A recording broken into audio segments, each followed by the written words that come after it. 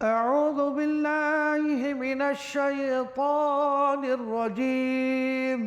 بسم الله الرحمن الرحيم. لإيلاف قريش إيلافهم رحلة الشتاء والصيف فليعبدوا رب هذا البيت الذي أطعمهم من جوع وآمنهم من خوف. اس وقت جن آیات کی تلاوت کی گئی ہے یہ سورہ قریش کی آیات ہے۔ اس سورت کا نام سورۃ القریش کیوں رکھا گیا؟ وجہ ظاہر ہے کہ چونکہ اس کی جو پہلی آیت ہے اس کے اندر لفظ قریش استعمال ہوا، اس مناسبت سے اسی لفظ سے اس سورت کا نام اخذ کیا گیا ہے۔ یہ سورت مکی ہے اور سورہ فیل کے بعد یہ سورت نازل ہوئی ہے۔ موجودہ ترتیب قرآنی کے لحاظ سے اس سورت کا شمار 106 ہے۔ آپ دیکھیں گے قرآن کریم میں اوپر لکھا ہوگا القریش اور پھر لکھا ہے 106، تو موجودہ ترتیب قرآنی کے لحاظ سے 106ویں سورت ہے، لیکن نزول کے اعتبار سے 20ویں سورت ہے۔ 19 صورتیں اس سے پہلے نازل ہو چکی تھی اور 94 صورتیں اس کے بعد نازل ہوئی۔ اس سورت میں 4 آیات، 17 کلمات اور 71 حروف ہونا مفسرین نے بیان کیے ہیں۔ اس سورت میں قریش مکہ کو سمجھایا گیا کہ تم کو اللہ تبارک و تعالیٰ کے گھر خانہ کعبہ کی وجہ سے دنیاوی وجاہت حاصل ہے۔ چونکہ اہل قریش آج بھی بیت اللہ کے متولی تھے، وہاں کی چابی، وہاں کی نگرانی قریش ہی کے ذمے تھی، اور آج تک وہ سلسلہ اسی خاندان میں چلا آ رہا ہے۔ تو اس کی وجہ سے تمہیں ایک وجاہت حاصل ہے۔ اسی طرح زمزم، وہ پانی جو حجاج لوگ وہاں پر آتے تھے پانی پلاتے تھے، ان کی خدمت کرتے تھے، یعنی جو بھی ان سے ہو سکتا تھا آنے والے حاجیوں کی خدمت کیا کرتے تھے۔ تو چونکہ یہ نگراں تھے، یہ متولی تھے کعبۃ اللہ کے، تو اللہ تبارک و تعالیٰ نے اس کی وجہ سے ان کو اعزاز اور ان کو ایک مرتبہ، اور اہل عرب کے قلب میں ان کی ایک عظمت تھی۔ چنانچہ یہی وجہ ہے کہ جب یہ کہیں سفر کرتے تھے تو چونکہ وہ دور تو بڑی جہالت کا دور تھا کہ قافلے جدھر کو نکل گئے لوٹ لیے جاتے تھے، چوری چکاری اور ڈکیتی کا دور تھا، لیکن یہ چونکہ بیت اللہ کے نگراں اور متولی، تو اہل عرب کے دلوں میں ان کی عظمت، تو اس کی وجہ سے اس سے بھی محفوظ رہتے تھے۔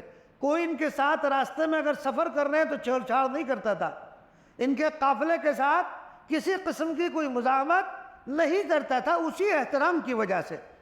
تو اللہ تبارک و تعالیٰ نے ان کو یہ اعزاز دیا تھا، تو اس کا تقاضا تو یہ تھا کہ یہ توحید کے قائل ہوتے، اللہ کی وحدانیت کے قائل ہوتے، اور جس کعبے کے متولی اس رب کعبہ کی عبادت کرتے، اس کی اطاعت اور فرما برداری کرتے، اور اسی رب کعبہ کی طرف سے نبی کریم صلی اللہ علیہ وسلم کو مبعوث کیا گیا، ان کو رسول مانتے اور ان کی تابعداری اختیار کرتے، مگر انہوں نے ایسا نہیں کیا۔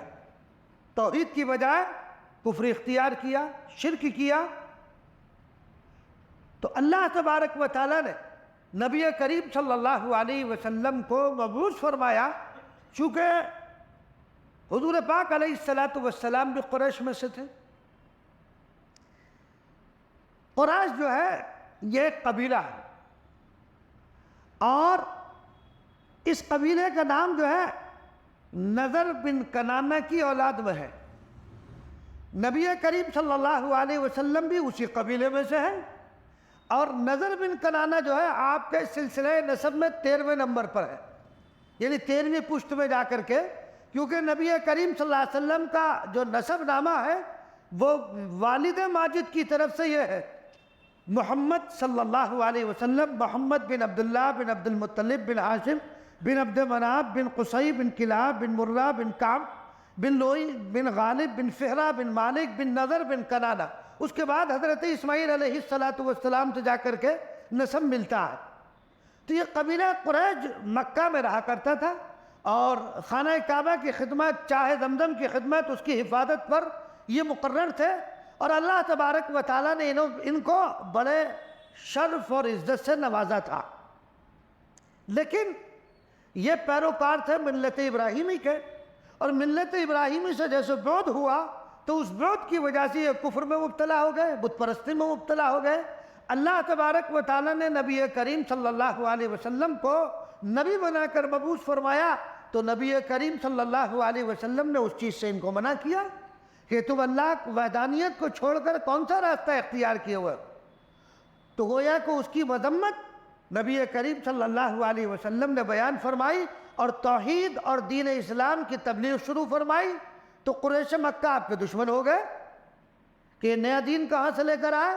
چنانچہ ابو جہل، ابو لہب، امیہ ابن خلف، ولید ابن مغیرہ وغیرہ جو قریش کے سردار تھے، یہ سخت ترین دشمن آپ کے بن گئے.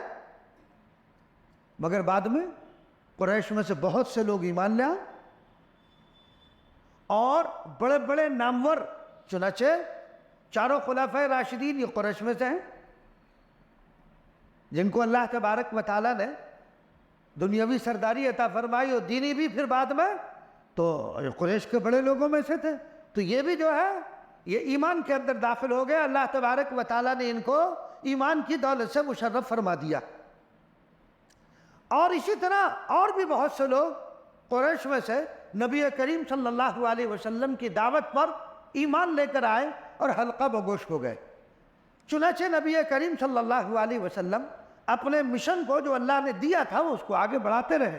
لوگ اسلام کے اندر داخل ہوتے رہے، دشمنیاں بڑھتی رہی، اور یہ ایک وتیرہ رہا ہے نبی کریم صلی اللہ علیہ وسلم اور آپ سے پہلے بھی کہ جب بھی کوئی صلاح کا، اصلاح کا پیغام لے کر اٹھتا ہے تو کچھ ایسے عناصر ہوتے ہیں جو اس کی مخالفت میں کھڑا ہو جاتے ہیں. مگر داعی کا کام یہ ہے کہ جو وہ کام کر رہا ہے وہ اس کام کو ایک تسلسل کے ساتھ کرتا رہے، وہ مخالفت سے نہ گھبرائے. یہ تو دنیا کا اصول رہا ہے کہ جب بھی کوئی صلاح کا کام لے کر اٹھا اس کے مخالفین موجود رہے ہیں. نبی کریم صلی اللہ علیہ وسلم کے مخالفین رہے، لیکن آپ دشمنوں سے اور اپنے مخالفین سے گھبرائے نہیں. اللہ نے جو مشن آپ کو لے کر بھیجا تھا آپ اس مشن میں لگے رہے، آگے بڑھتے رہے اور اس کے نتائج ظاہر ہیں. تو لہذا نبی کریم صلی اللہ علیہ وسلم کی یہ مخالفت پر قریش اترے. تو ان کو یہ مخالفت زیب نہیں دیتی، اس لیے کہ تمہیں اللہ تبارک و تعالیٰ نے بیت اللہ کے نگراں ہونے کی وجہ سے عزت اور احترام تمہیں لوگوں کے دلوں میں تمہارا ہے. تو تمہیں تو یہ چاہیے تھا کہ تم دوسروں تک توحید کا پیغام پہنچاتے، بجائے اس کے کہ تم توحید کا پیغام پہنچاؤ تم ہی جو ہے کفر اور شرک میں مبتلا ہو گئے. چنانچہ اسی صورت میں بیان کیا گیا لِإِيلَافِ قُرَيْشٍ إِيلَافِهِمْ رِحْلَةَ الشِّتَاءِ وَالصَّيْفِ. قریش عادی ہو گئے ہیں، یعنی جاڑے اور گرمی کے سفر کے عادی ہو گئے. اصل میں قریش کی عادت یہ تھی کہ وہ دو سفر کرتے تھے اور تجارتی سفر ان کا ہوتا تھا، ایک یمن کی طرف، ایک ملک شام کی طرف. حضرت ابن عباس کی روایت ہے، فرماتے ہیں کہ قریش میں افلاس اور غربت تھی. تو نبی کریم صلی اللہ علیہ وسلم کے جد امجد ہاشم انہوں نے تجارت پر لوگوں کو ابھارا، اور پھر لوگوں نے یہ یمن کا اور ملک شام کا تجارتی سفر شروع کیا. ملک شام میں سردی ہوتی تھی تو وہاں گرمی میں سفر کرتے تھے، یمن میں گرمی بہت ہوتی تھی تو سردی میں سفر کرتے تھے. اور اللہ تبارک و تعالی ان کو اس تجارت میں نفع بھی عنایت فرماتا تھا. اچھا، میں نے ابھی عرض کیا چونکہ مکے سے یمن جانا، ملک شام جانا، تو چونکہ وہ جو علاقہ تھا ایسی جگہوں سے آپ کا ان لوگوں قافلے کا گزر ہوتا جہاں ڈکیت، چوری چکاری ہر جگہ پر تھی، لوٹ وار کے واقعات بڑی بکثرت ہوتے تھے. لیکن چونکہ ان کو بیت اللہ کی نگرانی اور بیت اللہ کے خادم تھے تو اس کی وجہ سے لوگوں کے دلوں میں ان کی عظمت تھی، تو اس وجہ سے کچھ نہیں کہتے تھے. اور وہ جو واقعہ فیل پیش آیا یعنی بیت اللہ پر جو حملہ کرنے کے لیے ابرہہ بڑھا اور وہ اپنی ایک فوج اور ایک لشکر کو لے کر آیا تھا، تو اللہ تبارک و تعالیٰ نے پرندوں کے ذریعے سے ان کو تہس نہس کر دیا۔ تو اس واقعے کی وجہ سے لوگوں کے دلوں میں مزید عظمت پیدا ہو گئی کہ دیکھو قریشی ایسے ہیں کہ ان کے ساتھ آسمانی مدد آئی ہے، تو لوگوں کے دلوں میں ان کی مزید عظمت، تو اس لیے راستے میں کوئی ان کے ساتھ کچھ چھیڑ چھاڑ نہیں کرتا تھا، وہ اس سے بھی محفوظ رہتے تھے۔ تو 2 سفر ہوتے تھے۔ اس کی ابتدا آپ صلی اللہ علیہ وسلم کے جد امجد ہاشم، انہوں نے 2 سفر شروع کرائے۔ چنانچہ ایک ان کی خاص عادت یہ بھی تھی قریش کی کہ جب یہ واپس لوٹتے اور تجارت میں بہت نفع ہوتا تو یہ نفع، اس نفع کو قریش کے غریب اور مالدار سب پر تقسیم کر دیا کرتے تھے۔ چنانچہ اس وقت قریش کا غریب بھی مالدار سمجھا جاتا تھا، چونکہ جو نفع ہوتا تھا وہ تقسیم کر دیتے تھے، کچھ اپنے لیے رکھتے اور باقی ضرورت کے وقت رکھا اور تقسیم کر دیا۔ تو بہرحال تجارت میں ان کو بڑا نفع ہوتا تھا۔ اب چونکہ یہ بڑے دور دراز کے علاقے تھے، اللہ تبارک و تعالیٰ نے مزید ان کے ساتھ احسان کا معاملہ یہ کیا کہ تبالہ اور حش، یہ دونوں ایک سعودی عرب میں ہی ایک جگہ ہے، ملک یمن کے قریب۔ یمن بھی چونکہ سرحد ملتی ہے، سعودی کی سرحد جو ہے یمن سے بھی ملتی ہے، تو مکہ کے قریب جو ہے تبالہ اور حش، یہ 2 جگہ، ان 2 جگہوں میں، یہ 2 جگہیں بڑی سرسبز و شاداب، اور سرسبزی اور شادابی یہاں بڑی، یہاں اناج بڑی کثرت سے پیدا ہونے لگا۔ تو ان لوگوں کی ضرورت سے زائد جو اناج ہوتا تو وہ لوگ سوچتے کہ اس کو کہیں بیچنا چاہیے، تو وہ لوگ جدہ آتے تھے اور جدہ آ کر اس کو فروخت کرتے تھے۔ پھر اہل مکہ جدے کا سفر کرتے تھے۔ جدہ جو ہے وہ دو فرلانگ پر ہے ان کے، یعنی قریب، ملک شام کے مقابلے میں بڑا قریب، تو وہاں سے پھر یہ اپنی ضرورت کو پورا کرنے لگے۔ یعنی اللہ نے احسان کا معاملہ ان کے ساتھ یہ کیا کہ ملک یمن، ملک شام نہ جا کر اب یہ جدہ کے سفر کرنے لگے اور وہاں سے یہ اپنا سامان خریدنے لگے، چونکہ یہ بہت قریب ہو گیا، اور وہاں اس علاقے کو، چونکہ تبالہ اور حرش کو، دونوں کو اللہ نے سرسبز و شاداب کر دیا، اور وہاں سے تجارتی چیزیں یہاں آنے لگی۔ یہ ایک حقیقت اور سچائی ہے، اور آج بھی ہے کہ مکہ بالکل ایک بنجر علاقہ، آج بھی ریگستانی علاقہ ہے، وہاں کی اپنی کوئی صنعت نہیں ہے، آج بھی کوئی صنعت نہیں ہے اس کی۔ عرب میں نہ کوئی پھل پیدا ہوتا، نہ سبزی اور ترکاریاں پیدا ہوتی ہیں۔ کھجور تو ضرور ہے وہاں، اس کھجور کے علاوہ جو کھانے پینے کی، جو ضروریات زندگی کی چیزیں ہیں، وہاں آج بھی نہیں۔ بھئی سبزی ہے، ضروریات زندگی کی چیزیں وہاں پتہ نہیں ہوتی۔ تو وہ زرخیز علاقہ نہیں تھا عرب،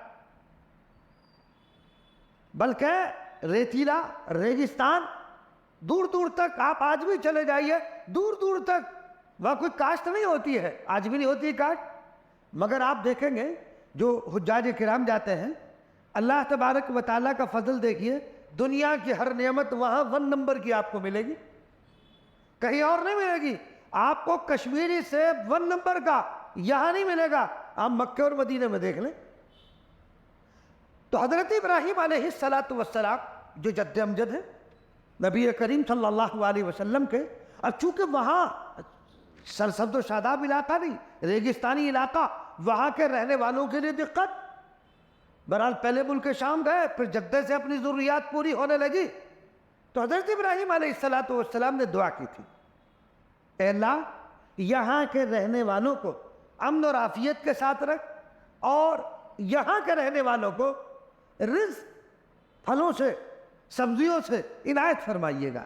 چنانچہ حضرت ابراہیم علیہ السلام کی دعا کی برکت کہ اللہ تبارک و تعالیٰ نے دنیا کی ہر قسم کی سبزی، ہر قسم کا پھل فروٹ، ہر قسم کا اناج آپ وہاں لے لیجئے، کوئی دقت نہیں۔ ملتا کہ نہیں ملتا؟ اللہ تبارک و تعالیٰ نے مکہ اور مدینہ میں، بلکہ پورے سعودی عرب کے اندر دنیا کی تمام نعمتوں کو جمع فرما دیا۔ حالانکہ وہ پیدا نہیں ہو رہی ہے آج بھی، لیکن یہ ابراہیم علیہ السلام کی دعا کی برکت، اور مدینہ کے لیے رسول اللہ صلی اللہ علیہ وسلم کی دعا کی برکت۔ ابراہیم علیہ السلام نے مکہ کے لیے دعا کی، نبی کریم صلی اللہ علیہ وسلم نے مدینہ کے لیے دعا کی، تو اللہ تبارک و تعالیٰ نے دونوں علاقوں کو سیراب کر رکھا ہے۔ کیلا یعنی ہر چیز، کوئی بھی چیز ہو، کوئی بھی فروٹ ہو، دنیا کا کوئی ایسا ملک نہیں ہے جہاں پھل ہوتا ہو اور وہ مکے اور مدینے میں نہ ملے. ہر ملک کا پھل آپ کو وہاں پر دستیاب اور میسر ہوگا. بہرحال تو اللہ تبارک و تعالیٰ نے ان کے ساتھ یہ احسان کا معاملہ یہ کیا کہ یہ تجارت کرتے تھے دونوں جگہ کی، پھر جدے کو بنا دیا مرکز، وہاں سے ضروریات پوری ہونے لگی، قریب ہو گیا. تو کتنا بڑا احسان خدا بند قدوس نے ان پر کیا. تو قریش عادی ہو گئے، یعنی جاڑے اور گرمی کے سفر کے عادی ہو گئے تھے. یعنی قریش کی عادت تھی کہ سال بھر میں تجارت کی غرض سے 2 سفر کیا کرتے تھے، جاڑوں میں یمن کی طرف اور گرمیوں میں ملک شام کی طرف یہ سفر کرتے تھے. اور لوگ جو تھے ان کو حرم کے خادم ہونے کی وجہ سے، کعبہ کے خادم ہونے کی وجہ سے ان کے ساتھ نہایت عزت کا، احترام کا معاملہ کرتے، ان کی خدمت کرتے، ان کو تحفہ تحائف بھی دیتے تھے. گویا کہ ان کو خاطر خواہ نفع ہوتا. اچھا ایک بات یہاں سے ایک معلوم ہو گئی، کیا کہ تجارت کے لیے باہر سفر کرنا یہ کوئی بری چیز نہیں. تجارت کے لیے اگر کوئی ایک ملک سے دوسرے ملک میں سفر کر رہا ہے، ایک جگہ سے ایک شہر سے دوسرے شہر کے لیے سفر کر رہا ہے، تو اس میں کوئی حرج نہیں، بلکہ یہ تو سنت ہے. اس لیے کہ نبی کریم صلی اللہ علیہ وسلم کے جد امجد کر رہے ہیں، اور خود نبی کریم صلی اللہ علیہ وسلم نے ملک شام کا سفر کیا ہے تجارت کی غرض سے. تو اس لیے تجارت کے لیے ایک ملک سے دوسرے ملک میں سفر کرنا کوئی برائی کی بات نہیں ہے، اچھی بات ہے، کرنا چاہیے. تو بہرحال یہ 2 سفر کرتے تھے، اور دونوں سفر میں اللہ تبارک و تعالیٰ ان کو کامیابی سے ہمکنار کرتے تھے، ان کو نفع ہوتا تھا. رسول اللہ صلی اللہ علیہ وسلم نے بھی سفر کیا ہے، اور حضرت خدیجہ رضی اللہ تعالیٰ عنہ کا مال لے کر رسول اللہ صلی اللہ علیہ وسلم تشریف لے گئے، اور کافی نفع اس کے اندر ہوا. تو ظاہر بات ہے کہ جب یہ 2 ملکوں کا سفر کر رہے ہیں، سردی میں، جاڑے میں، گرمی میں، ہے نا، نفع بھی ہو رہا ہے، تو انہیں کیا چاہیے پھر؟ یعنی اللہ تبارک و تعالیٰ کا احسان کہ اس میں نفع ہو رہا ہے، اور پھر خدا بند قدوس نے قریب جدہ میں ان کے لیے وہ سہولت پیدا کر دی، تو اللہ کا احسان ہے نا. تو اس کا نتیجہ کیا ہونا چاہیے تھا؟ اس کا نتیجہ یہ ہونا چاہیے کہ جب اللہ نے اتنا بڑا احسان کیا تو لہذا اس رب کی تابعداری ہونی چاہیے. فَلْيَعْبُدُوا رَبَّ هَذَا الْبَيْتِ الَّذِي أَطْعَمَهُم مِّن جُوعٍ وَآمَنَهُم مِّن خَوْفٍ. تو ان کو چاہیے کہ اس خانہ کعبہ کے مالک کی عبادت کریں، جس نے ان کو بھوک میں کھانے کو دیا اور خوف سے ان کو امن دیا. یعنی اس گھر کے طفیل میں بیت اللہ کی نگرانی اور بیت اللہ کے خادم ہونے کی کہ طفیل میں اللہ تبارک و تعالیٰ نے ان کو روزی دی، چین و امن و چین دیا. اس لیے اگر راستے کی تکلیف سے لوٹ اور خسوٹ کا دور تھا، ہے نا، وہاں تو راہ گزر کو لوٹ لیا کرتے تھے، تو اللہ تبارک و تعالیٰ نے اس گھر کی وجہ سے ان کو جو عزت دی، اس عزت کی وجہ سے یہ مامون ہو گئے، خوف سے، لوٹ سے محفوظ ہو گئے، نہیں ہو گئے. تو جب یہ لوٹ سے محفوظ ہو گئے، امن اور چین اللہ تبارک و تعالیٰ نے اس گھر کی بدولت ان کو دیا، تو ان کو کیا کرنا چاہیے تھا؟ یہ حرم کے نگراں بھی ہے تو توحید کا قائل ہونا چاہیے، اللہ تبارک و تعالیٰ کی ربوبیت کا ان کو قائل ہونا چاہیے تھا. حرم کے پاسباں ہونے کی وجہ سے ان کو لوٹا نہیں جا رہا ہے، ان کے ساتھ کوئی آدمی ایسا معاملہ نہیں کر رہا جس سے ان کی توہین ہو، ان کی بے عزتی ہو. تو ان کو یہ چاہیے تھا کہ یہ رب کعبہ کی اطاعت اور فرما برداری کرتے، مگر ایسا نہیں کیا. انہوں نے ایسا نہیں کیا. تو یہ احسان فراموشی نہیں ہے، یہ احسان فراموشی ہے کہ اللہ تو تمہارے ساتھ احسان کا معاملہ کرے اور تم جو ہے اس احسان کا بدلہ نافرمانی کی شکل میں دو. اگر ایک انسان ہے، اس کا غلام، اس کا خادم ہے، اس کا نوکر ہے، تو ظاہر بات ہے کہ وہ کیا کرے گا؟ مالک کو اپنے نوکر سے، مالک کو اپنے خادم سے، مالک کو اپنے ملازم سے وفاداری کی امید ہوتی ہے. ہر مالک یہ چاہتا ہے کہ میرا جو ملازم میرے ماتحت ہے کہ وہ کیا کرے؟ اس سے کہ مجھے وہ فائدہ پہنچائے، اور اگر فائدہ بھی کم سے کم نہیں پہنچا رہا تو نقصان تو نہ پہنچائے. یہ کیسا وفادار انسان ہے کہ جس مالک نے اتنا بڑا احسان کیا ہے یہ اس مالک کی وفاداری نہیں کر رہا، بلکہ اس مالک کی مزید نافرمانی اور سرکشی کر رہا. تو ظاہر بات ہے کہ جب یہ سرکشی کر رہا ہے تو پھر تو اللہ تبارک و تعالیٰ کا عذاب کا مستحق ہونا چاہیے. تو اللہ تبارک و تعالیٰ نے ان کو امن دیا، یعنی پہلے تو ان پر احسان یہ کیا کہ بھوک میں کھانا دیا، یعنی تجارت کی انہوں نے، تجارت میں اللہ تبارک و تعالیٰ نے نفع دیا، یہ تو بھوک اور افلاس کی حالت میں تھے، تو تجارت کی، اللہ نے ان کو نفع دے دیا، اور پھر راستے کے خوف سے ان کو معمون رکھا، چوری سے، ڈکیتی سے، جنگ و جدال سے، تو یہ اللہ تبارک و تعالیٰ کا انعام قریش پر ہوا، تو یہ انعام قریش کو یاد دلا کر تنبیہ کی جاتی ہے کہ اس گھر والے کی یہ بندگی کیوں نہیں کرتے اور اس کے رسول کو کیوں ستاتے ہیں؟ کیا انتہائی ناشکری نہیں ہے؟ احسان فراموشی نہیں ہے یہ؟ اگر دوسری باتیں نہیں سمجھ سکتے تو ایسی کھلی ہوئی حقیقت کو سمجھنا کیا مشکل ہے؟ کوئی مشکل ہے؟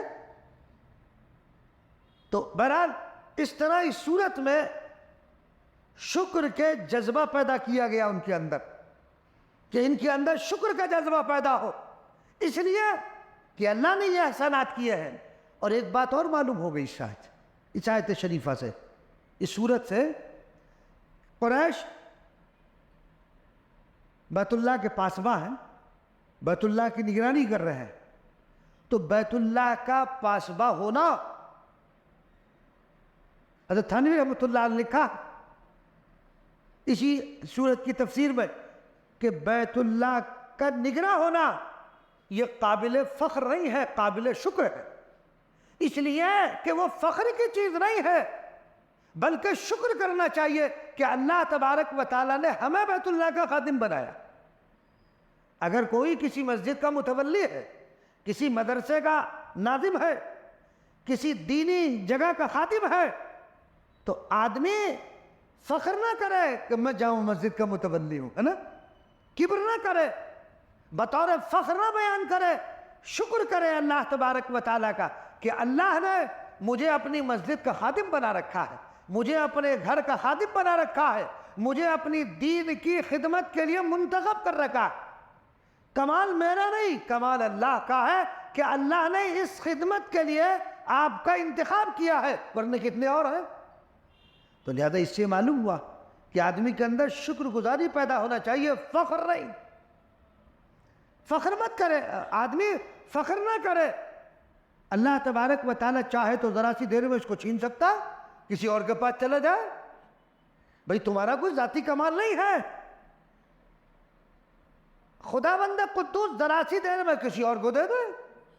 میں حاکم ہوں، میں بادشاہ ہوں، یہ اللہ کی عطا ہے، اس پر شکر آدمی کو ادا کرنا چاہیے۔ یہ سمجھنا چاہیے کہ اللہ نے جو منصب مجھے دیا ہے وہ اس منصب پر بیٹھ کر عدل و انصاف کا معاملہ کرے، نا انصافی نہ کرے۔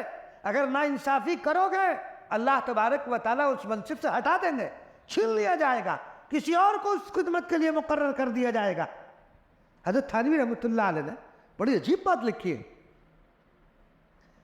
حضرت تھانوی رحمۃ اللہ نے فرمایا کہ عدل کی وجہ سے اگر کافر عادل ہے تو منصب چھینا نہیں جاتا ہے، برقرار رکھا جاتا ہے، اور اگر وہ منصب کرسی پر بیٹھ کر، عدل کی کرسی پر بیٹھ کر وہ ناانصافی کرتا ہے، چاہے مسلمان کو نہ ہو، چھین لی جاتی ہے وہ کرسی، اس سے اتار دیا جاتا ہے اس کو۔ تو معلوم ہوا کہ اگر آج عدل کی کرسی تمہارے ہاتھ میں ہے تو اس کرسی کا غلط استعمال انسان کو نہیں کرنا چاہیے، وہاں بیٹھنے کے بعد انصاف کا معاملہ کرنا چاہیے۔ کیسے باشد کوئی بھی ہو جو آپ کے ماتحت ہے، وہ ماتحت کوئی بھی ہو، کسی مذہب اور مسلک سے تعلق رکھنے والا ہو، تو آپ کو عدل و انصاف کرنا چاہیے۔ اگر آپ ناانصافی کریں گے اور ظلم کریں گے تو ظلم کی وجہ سے وہ منصب چھن جائے گا، عدل کی وجہ سے نہیں۔ جب بھی مناصب چھنے ہیں جس سے، وہ ظلم کی وجہ سے چھنے ہیں، عدل کی وجہ سے نہیں۔ تو اس لیے جو دین کی خدمت کرنے والے ہیں، جو دین کے خادم ہے، وہ اللہ کا شکر ادا کرے کہ اللہ تبارک و تعالیٰ نے ہمیں ان مناصب پر رکھا، یہ اللہ کا شکر ہے کہ ہمیں دین کا خادم بنایا۔ اس پر فخر نہ کرے کہ میں متولی ہوں، میں ناظم اعلیٰ ہوں، میں فلانا ہوں، میں فلانا ہوں۔ ذرا سی دیر میں اور ذرا سے وقت میں خدا بند قدوس جب چاہے جدھر چاہے ہٹا سکتا ہے۔ تو اس آیت اس صورت سے یہ بات معلوم ہوتی ہے کہ اللہ تبارک و تعالیٰ نے قریش کو یہ سرداری دی، تو یہ سرداری قابل فخر نہیں، قابل شکر اور قابل اطاعت ہے۔ یعنی آدمی کو جب منصب دے دیا گیا تو اس کو تو اور زیادہ اہتمام شکر کا، بندگی کا، اطاعت اور فرما برداری کا کرنا چاہیے۔ بہرحال اور اس سورت کے آخر میں علماء نے لکھا ہے، چنانچہ قاضی ثناء اللہ پانی پتی رحمۃ اللہ علیہ نے لکھا کہ ہمارے استاد مولانا مظہر جانے جانان علیہ الرحمٰ نے فرمایا کہ یہ جو سورہ قریش ہے، اگر کوئی کسی مصیبت میں گرفتار ہو تو دفع مصیبت کے لیے، امن اور خوف سے امن کے لیے اگر اس سورت کا ورد کیا جائے، پڑھا جائے، تو مرزا جانے جانان رحمۃ اللہ علیہ نے لکھا کہ میں نے جب بھی پڑھا ہے، یہ میرا تجربہ ہے کہ اللہ تبارک و تعالیٰ نے اس مصیبت کو ٹال دیا۔ تو اس لیے خوف کی حالت ہو، بدامنی کی حالت اگر ہو تو اس سورت کے پڑھنے سے اللہ تبارک و تعالیٰ اس سورت کی برکت سے اس مصیبت سے نجات عطا فرما دے گا اور اس مصیبت سے نکال دے گا۔ لہذا ہر آدمی کو چاہیے کہ جب بھی ایسے حالات آئیں، مصیبت کے ایام آئیں، تو اس سورت کا ورد کر لیا کرے۔ اللہ تبارک و تعالیٰ اس سورت کے پڑھنے کی وجہ سے انشاءاللہ اس مصیبت سے نجات عطا فرما دیں گے۔ اللہ تبارک و تعالیٰ ہم سب کو عمل کرنے کی توفیق عنایت فرمائے۔ سورہ قریش کی تفسیر مکمل ہو گئی ہے، اب اگلے سورہ ماعون ہے، وہ انشاءاللہ آئندہ۔ اللہم صلی علی سیدنا و نبینا و مولانا محمدا عبدہ و رسولہ ربنا ظلمنا انفسنا وان لم تغفر لنا وترحمنا لنکونن من الخاسرین لا الہ الا انت سبحانک انی کنت من الظالمین واعف عنا واغفر لنا وارحمنا انت مولانا فانصرنا علی القوم الکافرین۔ اے اللہ ہمارے گناہوں کو معاف فرما، خطاؤں کو درگزر فرما، ہم سب پر رحم اور کرم کا معاملہ فرما، عافیت اور سلامتی کا معاملہ فرما، ہر آنے والی بلیات سے ہماری حفاظت فرما۔ اے اللہ جو شخص جس مصیبت میں گرفتار ہو، جس پریشانی میں مبتلا ہے، اے اللہ اس پریشانی سے اس کو نجات عطا فرما دیجئے۔ اے اللہ جتنے حاضرین ہیں دلوں میں جو جائز مقاصد ہے، خدا بند قدوس اس کو پورا فرما دیجئے، ہر پریشان حال کی پریشانی کو دور فرما، عافیت اور سلامتی کا معاملہ فرما۔ اے اللہ کتنے لوگ ہیں جو کاروبار سے پریشان حال ہے، اے اللہ ان کی کاروباری پریشانیوں کو دور فرما دیجئے۔ اے اللہ ہمیں دین سے قریب کر دیجئے، دین کی محبت ہمارے قلوب میں پیدا فرما دیجئے، دینداروں کی محبت ہمارے قلوب میں پیدا فرما، ہمیں مسجد میں آنے والا بنا دے، نمازوں کا پابند بنا دے۔ اے اللہ الہ العالمین کتنے نوجوان ایسے ہیں جو مسجد سے دور ہے، اے اللہ ان کو مسجدوں میں آنے والا بنا دے۔ اے اللہ ہر گناہ سے بچنے کی توفیق عنایت فرما، ہو جائے فوراً توبہ کی توفیق میسر فرما، ہر خیر سے مالا مال فرما، ہر شر سے حفاظت فرما۔ ان دعاؤں کو محض اپنے فضل و کرم سے قبول فرما۔ وصلی اللہ تعالی علی خیر خلق محمد وعلی آلہ اصحابہ اجمعین برحمتک یا ارحم